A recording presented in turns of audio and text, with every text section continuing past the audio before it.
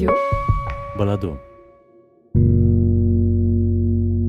J'ai fait connaissance avec des personnes qui sont aujourd'hui mes amis, quitte même des frères et des sœurs. Devant eux, on ne va pas les appeler les grands frères, mais ils le savent. J'étais un garçon manqué, hein. Alors on grimpait pour arriver en haut sur la butte. Il n'y avait pas tout ça, hein. Tout autour, c'était des champs, hein. BXL 1001 vies.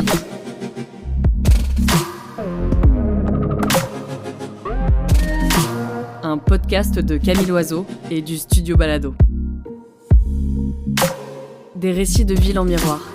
Une rencontre entre deux personnes qui ne se connaissent pas et qui ont au moins une chose en commun. Un lieu, à Bruxelles. À vous de deviner lequel.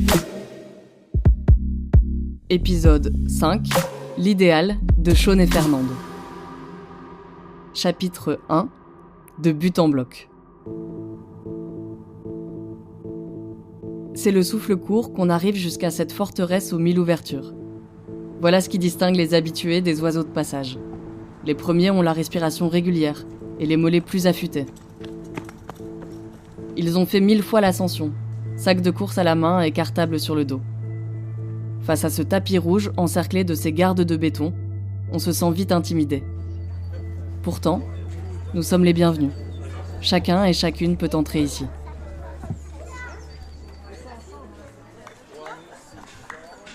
À part la hauteur des immeubles, pour moi, c'est un endroit comme un autre. C'est un endroit où il y a beaucoup de bâtiments. Il y a des parcs. De l'espace, des pelouses, entre les immeubles. Il y a un endroit bas et un endroit haut. Vers le côté bas, on a des barres de street workout qui ont été mis pour nous récemment. On avait des magasins tout près, des écoles. C'était propre, bien entretenu. Les enfants jouaient, on pouvait les laisser jouer. Attention, les miens, ils devaient être rentrés, hein. À la maison, hein. Il y a des blocs. Je dis quoi?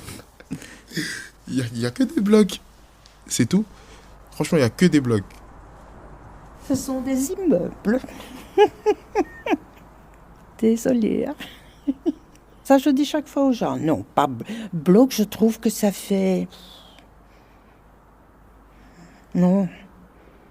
Immeuble. C'est un plus beau mot. Je pense que peut-être c'est un langage de jeunes, hein, je sais pas, mais en tout cas, nous, on dit le bloc.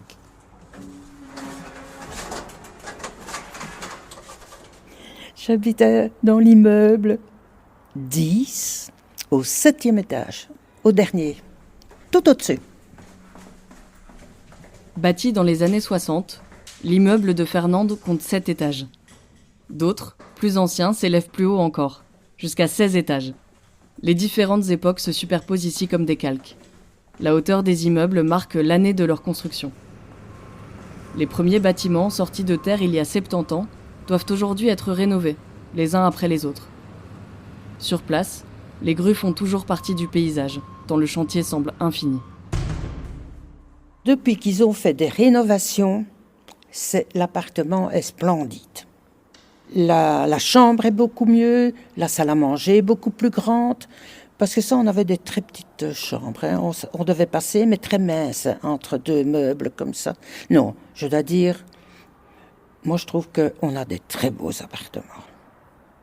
J'ai le soleil depuis... en été, je parle de l'été, hein. J'ai le soleil depuis, disons, 2 heures de l'après-midi jusqu'au coucher. Je vois vers UML, donc j'ai une très très belle vue par là. C'est ce qu'il y a ici, hein. Disons qu'on n'est pas les uns sur les autres, quoi.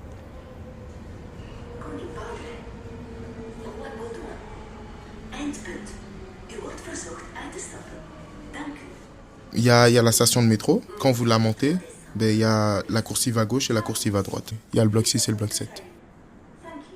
Moi, j'habitais au bloc 6. Quel étage ? Vous voulez me faire qui je suis? J'habitais au bloc 6. Ceux qui savent que j'habitais au bloc 6, voilà, c'est plus important. C'est un bloc où chaque génération s'est regroupée là-bas. Parce qu'en fait, c'est à l'abri de la pluie. Vous vous souvenez des gardes de béton à l'arrivée ? Ce sont les blocs 6 et 7. Un rempart long de 300 mètres dont on ne sait plus bien à quoi il sert. Les architectes de l'époque l'avaient pensé comme un bouclier pour protéger la cité du chaos de la ville. Aujourd'hui, il semble vouloir cacher aux yeux de tous les plus précarisés. Au fil du temps, celle qui devait incarner la modernité a fixé une frontière quasi infranchissable entre intérieur et extérieur. Qu'est-ce qu'on voit? Une pente.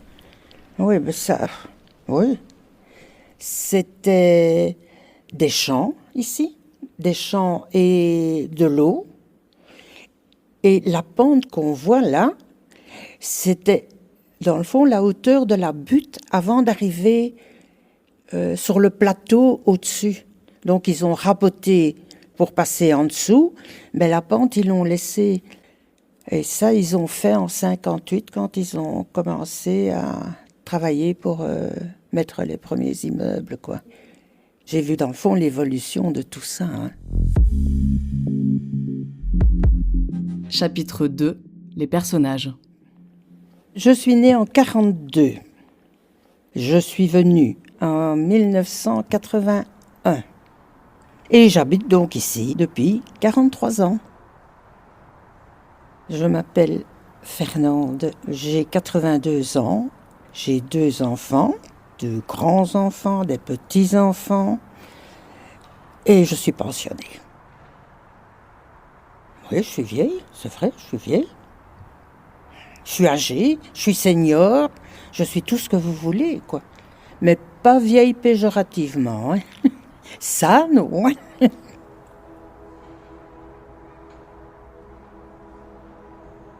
Fernande a les cheveux blancs hirsutes et le sens de la répartie. C'est elle qui le dit. Si ses jambes marchaient aussi bien que sa langue, elle irait encore loin. Quand elle travaillait au Moniteur belge, elle n'aimait pas qu'on l'appelle chef. Aujourd'hui encore, elle refuse qu'on l'appelle Madame Fernande. C'est Fernande. Point. Son arrivée ici, c'était dans les années 80, suite à ce qu'on appelait alors un accident de la vie. Ça a démarré par ma séparation avec mon époux. Je me retrouvais avec 2 enfants, 7 ans, 10 ans. Je louais une maison entière. Et quand mon propriétaire a su que j'étais séparée, il m'a gentiment donné mon préavis. Donc je devais chercher assez vite un appartement. J'ai essayé de trouver dans le privé, mais je ne pouvais pas me permettre. Alors je suis arrivée ici, et une fois que je suis arrivée ici, j'y suis restée. Donc tout ça, ça a été un petit peu chamboulé en quelques mois, quoi. Divorce, ma maman qui malheureusement a décédé, et voilà, quoi. On a dû réorganiser un petit peu tout. Les enfants ont pu rester dans la même école, sauf qu'ils devaient se lever beaucoup plus tôt le matin, et moi aussi. Voilà. C'est drôle parce que je vous pose une question sur vous et vous me répondez sur vos enfants. Ah oui, mes enfants, oui, ça faut pas toucher à mes enfants, même pas maintenant. Ouais. Et moi, je me suis sentie bien quand je suis arrivée ici. J'ai déménagé là il n'y a pas si longtemps que ça. Ça fait 3 mois si je ne me trompe pas. J'ai déménagé parce que en fait, vu que j'étais là avec mon beau-père, vu qu'il y a eu le décès de ma mère aussi entre-temps. Mais mon beau-père, maintenant, il est parti déménager en Suisse avec mes petits frères et sœurs. Du coup, ça fait qu'on a dû délaisser l'appartement. Et ça t'a fait quoi de quitter cet endroit-là ? Sincèrement, ça m'a rien fait. Parce qu'en fait, c'était bien quand on était plus jeune et tout. Mais en grandissant, je pense que chacun prend aussi ses chemins. C'était pas facile de trouver un jeune qui accepterait de nous parler. On a dû montrer patte blanche. Promettre qu'on n'allait pas rajouter une couche de stéréotypes au-dessus d'un vernis déjà bien écaillé. Finalement, après quelques appels, on a rencontré celui que tout le monde connaissait. Ils me racontent que des couilles en parlant de leur vécu, ça devient trop lassant. Donc que le sujet, je prépare un plafond avec de la tête, les gros noseurs d'avoine qu'on est impliqué. Les arraches de sacs sont présents dans le bang, des vols de Gucci, on a plat dans le bang. Donc venir saper pour Chael, t'inquiète pas que mes chacals prendront tout et tout ça sans dire thanks. La vie que je mène, je voudrais la changer, même si malgré tout j'ai côtoyé beaucoup de bons frères. Je m'appelle Sean, j'ai 21 ans. Je suis arrivé à l'âge de mes 10 ans. Entre-temps, j'ai fait connaissance avec des personnes qui sont aujourd'hui mes amis, quitte même des frères et des sœurs. Bon, devant eux, on va pas les appeler les grands frères, mais ils le savent. Chapitre 3, les grands frères.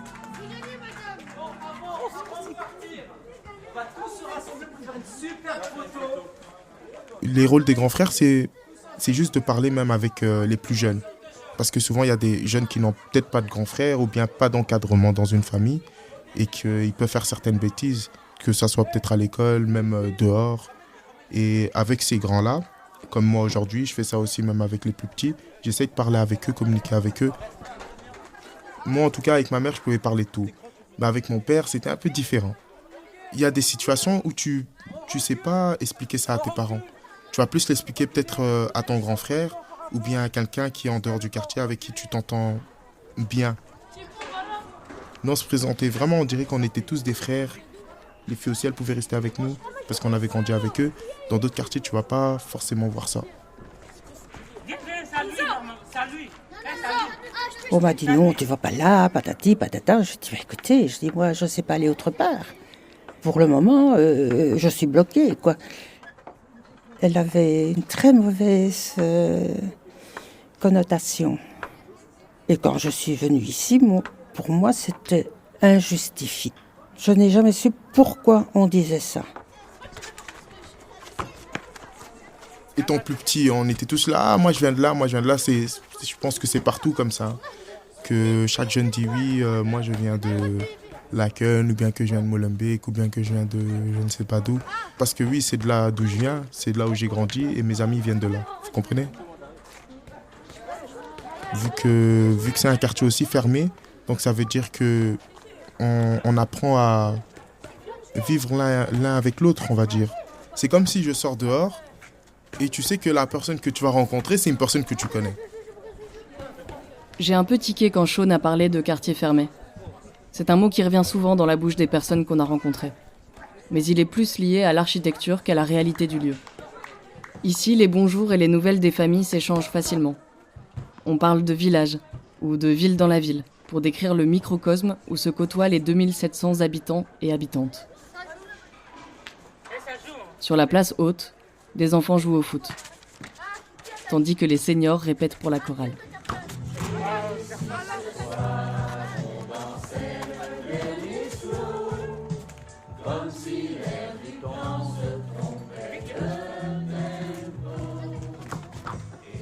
On est un quartier qui est beaucoup dans le sport.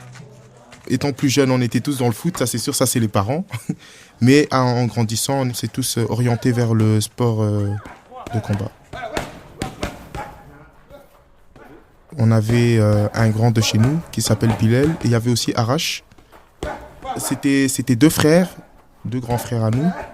Ils avaient en fait le projet de nous encadrer, on peut dire ça. Je ne sais pas si c'est vraiment le mot juste, mais de nous encadrer parce que en soi, on n'avait pas beaucoup d'activités à faire à part jouer au foot.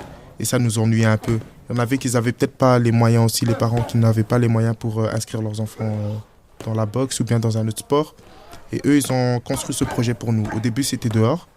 On a peut-être fait, je pense, 2-3 mois dehors, mais acharnés, dans le froid et tout. Et à un moment donné, je pense que c'est le foyer qui nous a donné un petit local pendant un petit temps pour qu'on puisse s'entraîner parce qu'ils voyaient que les jeunes étaient quand même là et qu'on était quand même beaucoup et motivés. Je m'en rappellerai toujours de ce que j'ai pu apprendre et je pense que chaque jeune a un peu appris de eux. La discipline, je crois que je l'ai appris chez eux. Parce qu'à un moment, j'étais un peu turbulent. Donc ça veut dire que même avec eux, quand je rentrais à la maison, peut-être que j'étais aussi un peu plus apaisé. Ça me faisait du bien. Ouais, parce que j'étais un peu hyperactif. Et avoir fait la boxe, ça m'a un peu plus apaisé. La boxe, ça reste un sport qu'on voit à la télé. Donc je pense pas qu'on pourrait dire que c'est un sport qui est violent. Dans la boxe, on peut pas se battre dehors. C'est comme un contrat. où tu signes où tu peux pas faire des choses dehors, tu peux pas utiliser la boxe dehors avec des gens qui n'en font pas ou bien des gens tout court. Au même endroit, à une autre époque, d'autres groupes de jeunes cherchaient à faire s'écouler le temps. En 1950, Fernande avait 8 ans. Et si sa mémoire lui fait mélanger les chiffres, ses souvenirs d'enfance restent intacts. Comme s'ils avaient été conservés dans une petite boîte, de celles qu'on remplit de trésors éphémères avant de l'enterrer au fond du jardin. Elle accepte de la rouvrir devant nous. J'étais un garçon manqué, hein. Alors on grimpait pour arriver en haut sur la butte. Il n'y avait pas tout ça, hein. Tout autour, c'était des champs, hein. Tout autour, hein.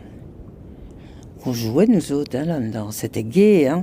On jouait à la balle à la rue, on jouait au patin à roulettes, en vélo, on se cachait, C'était des bons souvenirs, quoi.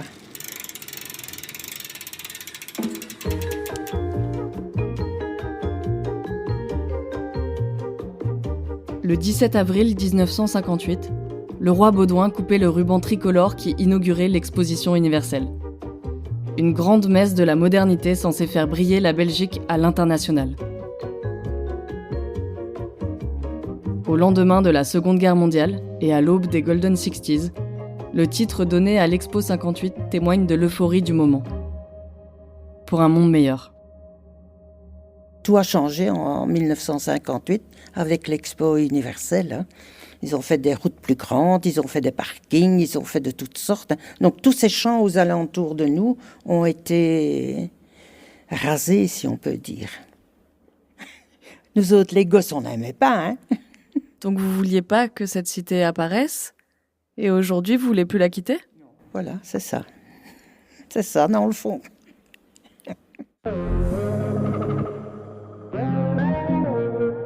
Chapitre 4. Partir ou rester. On a tous grandi là-bas, on a vécu des bons moments. Mais je pense que la vie de tout le monde, c'est de s'en sortir. Quand je dis s'en sortir, c'est on a tous des objectifs dans la vie et chacun d'entre nous, je pense qu'on aimerait bien habiter autre part. Parce que ça reste un logement social. Moi, j'aimerais pas rester... Moi, quand j'étais petit, on rêvait tous, on dessinait tous notre maison. Moi, ma maison, c'était pas ça. Voilà. On rêverait tous de la quitter.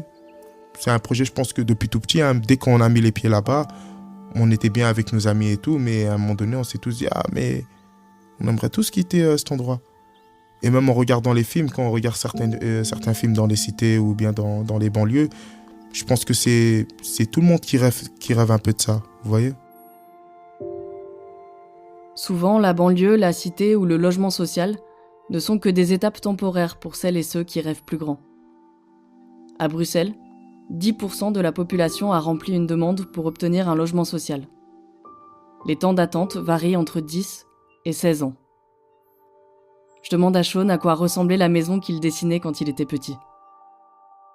Franchement, je sais plus ce que je dessinais, mais en tout cas, ça ressemblait à une villa. Là, j'étais loin de la villa, là. Là, c'était pas une villa, mais voilà, petit à petit, on le souhaite. Et franchement, moi, je suis sûr de mes projets. Mais en tout cas, c'était une belle maison. Dans ma maison, je savais qu'il y avait ma petite femme. Elle était là-bas. Mes enfants. Je sais pas, il y avait un petit chien là-bas aussi. C'était un peu ça, hein, une petite voiture à côté. C'était propre. Est-ce que vous voyez quitter la cité modèle ? Qu'est-ce que vous me demandez là ? À mon âge ? Oui, ah oui, pour aller dans une maison de repos. Oui, peut-être, oui. Oui. C'est la seule chose que je quitte la cité, pour laquelle je quitterai la cité, quoi. Parce que maintenant, j'y suis installée, à mon âge. J'ai un magasin là, à 100 mètres de chez moi. Donc, il n'est pas question que j'aille... Non.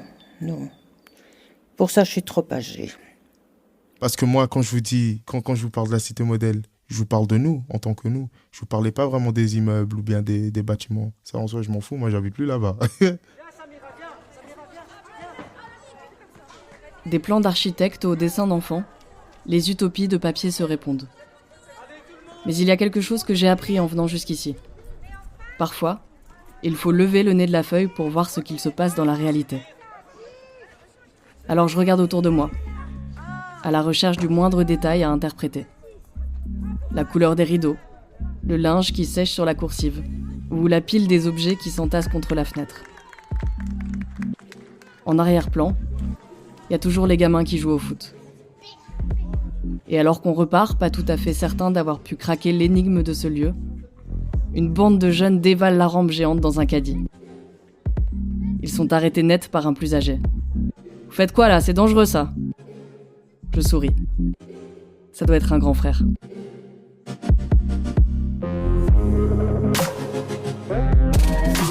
Merci à Sean et Fernande pour leur confiance. BXL 1001 vies, un podcast de Camille Loiseau, produit par le Studio Balado, avec le soutien de la ville de Bruxelles et en partenariat avec BX1.